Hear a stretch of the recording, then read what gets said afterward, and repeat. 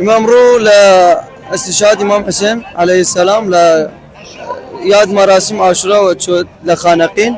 بشاركهم إن شاء الله قصة لي أي هذا هر دوباره كريه دو وقش بكاتغان بشاركا لي مراسمه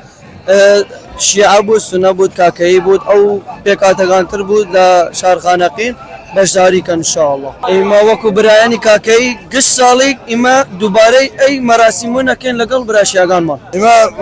روج عاشوراء موقف شهداء خانقين بفر مجاني توزيع كريم وبلاش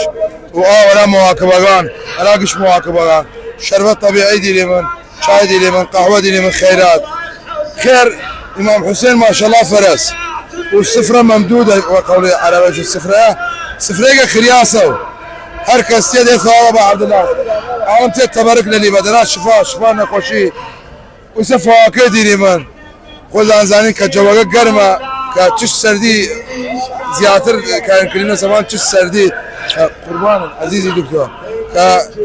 زخ زياتر كلنا زمان تش سردي مالله عاشوراء بس وني مثلا بشي من عاشوراء بس عاشوراء روج عاشوراء خوي ثاني مدرسه خانقين ميلاد خانقين ل 1920 او 10 وتاروج عمره قصه لذكراي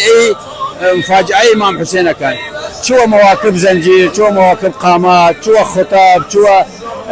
قصيديني قصة استذكارينا كم تاجر لفك ما نشوف أي مشكلة هاتبان إمام حسين وأولادي وأصحابي باي مقد لفك ما نشوف شو كروجيا أجر إمام حسين وتأسيس الدين الإسلامي لبان زينا ما بير فقصة لو دل خش وخانقين وعرب وكرد وسنة وشيعة أي فرق لباني قشتني شي من قصة ذكرائنا كمان أي فاجعة إمام حسين كمان.